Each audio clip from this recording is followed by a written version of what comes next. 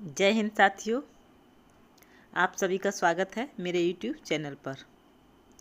Current affairs विभिन्न प्रतियोगी परीक्षा की तैयारी के लिए एक महत्वपूर्ण हिस्सा है।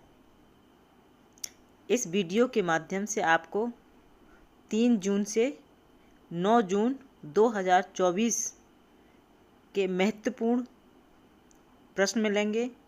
देश दुनिया में होने वाली प्रमुख गतिविधियों से संबंधित इम्पोर्टेंट क्वेश्चन होंगे जो आपकी परीक्षा में आने की संभावना हो सकती है। तो इसी के साथ वीडियो शुरू करते हैं बिना किसी देरी के और चलते हैं सवालों की दुनिया में। आपका पहला सवाल आपके सामने है।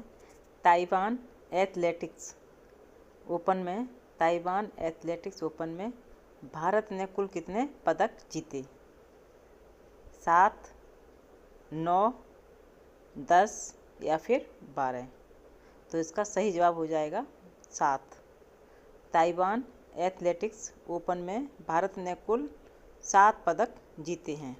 आगे चलते हैं और प्रश्न है, किस भारतीय क्रिकेटर ने क्रिकेट के सभी फॉर्मेट से संन्यास लेने की घोषणा की है? अभी जल्दी में ही की है। वो कौन भारतीय क्रिकेटर है जिन्होंने सभी फॉर्मेट से, ध्यान रखिएगा, सभी फॉर्मेट से संन्यास लेने की घोषणा की है, अनाउंस किया है? हमारे सामने ऑप्शन है केदार जाधव, अंबाती रायडू, दिनेश कार्तिक, रोहित शर्मा। ये 4 ऑप्शन है जिसमें हमारा सही जवाब हो जाएगा केदार जाधव। केदार जाधव वह भारतीय क्रिकेटर हैं जिन्होंने सभी फॉर्मेट से संन्यास लेने की घोषणा कर दी है। भारतीय क्रिकेटर केदार जाधव ने क्रिकेट के सभी फॉर्मेट से संन्यास लेने की घोषणा की। साथ ही उन्होंने कुल 73 वनडे इंटरनेशनल मैच में 1389 रन बनाए और 27 विकेट लिए, यानी कि कुल 73 वनडे इंटरनेशनल मैच उन्होंने खेले हैं। आगे बढ़ते हैं और प्रश्न है आपकी स्क्रीन पर, राष्ट्रीय मानवाधिकार आयोग ने किसे कार्यकारी अध्यक्ष नियुक्त किया है? अभी जल्दी में ही नियुक्ति की गई है। मीनाक्षी शर्मा, इंद्राणी सहगल, हेलन मेरी रॉबर्ट्स, विजया भारती सयानी। ये 4 ऑप्शन है जिसमें हमारा करेक्ट आंसर हो जाएगा विजया भारती सयानी। अभी हाल ही में राष्ट्रीय मानवाधिकार आयोग में कार्यकारी अध्यक्ष के रूप में विजया भारती सयानी को नियुक्त किया गया है। आगे बढ़ते हैं और प्रश्न आपके सामने है, लोकसभा चुनाव 2024 में किसे पूर्ण बहुमत प्राप्त हुआ? अभी चुनाव हुए हैं, 1 जून को लास्ट चरण में चुनाव हुए और उसके बाद 4 जून को रिजल्ट घोषित किया गया। तो लोकसभा चुनाव में 2024 में किसे बहुमत मिला है? एनडीए, इंडिया गठबंधन, तृणमूल कांग्रेस, एमडीएमके। ये 4 ऑप्शन है जिसमें हमारा राइट आंसर हो जाएगा एनडीए। लोकसभा चुनाव 2024 में एनडीए को पूर्ण बहुमत प्राप्त हुआ है। आगे बढ़ते हैं और प्रश्न है, सांगरी लॉ संवाद 2024 का 21वां संस्करण कहाँ संपन्न हुआ? 21वां संस्करण किस देश में संपन्न हुआ? हमारे सामने ऑप्शन है जापान, ताइवान, सिंगापुर और कंबोडिया। तो इसका सही जवाब हो जाएगा सिंगापुर। सांगरी ला संवाद 2024 का 21वां संस्करण सिंगापुर में संपन्न हुआ, यानी कि आयोजित किया गया। आगे बढ़ते हैं और प्रश्न है, विश्व पशु स्वास्थ्य संगठन की नई महानिदेशक कौन बनी है? विश्व पशु स्वास्थ्य संगठन है एक, उसकी महानिदेशक कौन बनी है? ऑप्शन है मोनिक एलॉइट, इमैनुअल सोबेरन, हेलन मेरी रॉबर्ट्स और सेरेना जॉर्ज। ये 4 ऑप्शन है जिसमें हमारा करेक्ट आंसर होगा इमैनुअल सोबेरन को विश्व पशु स्वास्थ्य संगठन की महानिदेशक बनाया है।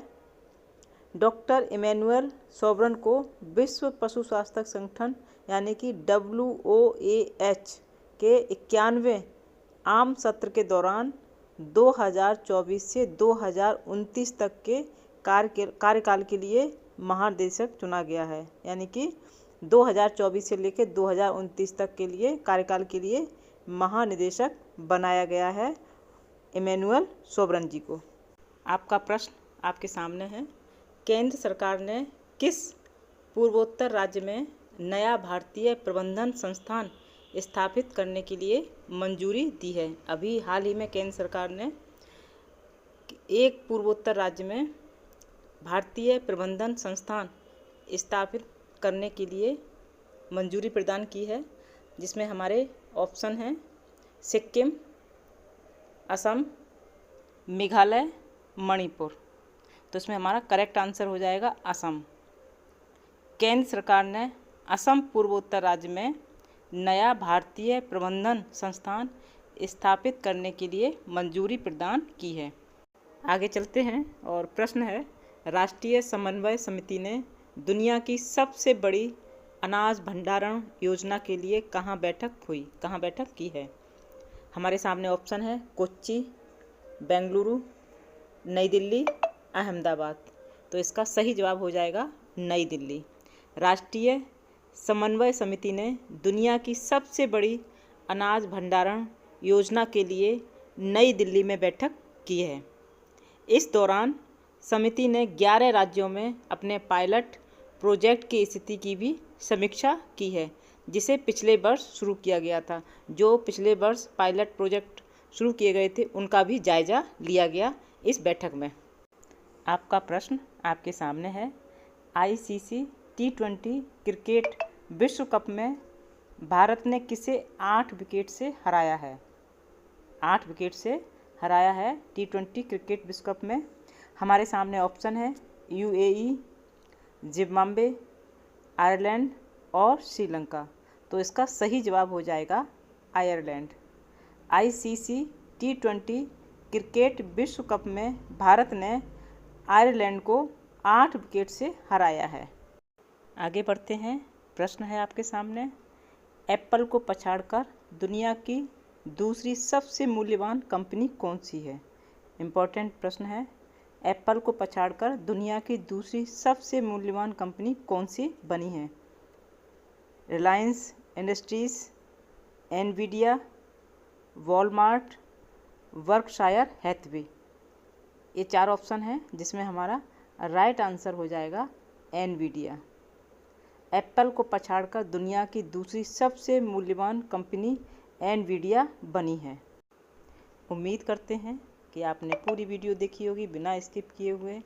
आपने देखा होगा 3 जून से 9 जून 2024 के बीच में जो भी महत्वपूर्ण गतिविधियां हुई हैं उनको लेकर प्रश्न इस वीडियो में हैं और बहुत ही इम्पोर्टेंट प्रश्न है। परीक्षा में आने की संभावना बनी रहती है, क्योंकि जो भी घटनाएं होती हैं राष्ट्रीय स्तर पर या अंतर्राष्ट्रीय स्तर पर, वो घटनाओं पर करंट अफेयर्स से जुड़े, समसामयिक से जुड़े प्रश्न परीक्षा में ज़रूर पूछे जाते हैं। तो वीडियो आपको पसंद आई है तो वीडियो को लाइक भी करें, शेयर भी करें, चैनल को सब्सक्राइब भी करें और इसी के साथ जय हिंद, जय भारत।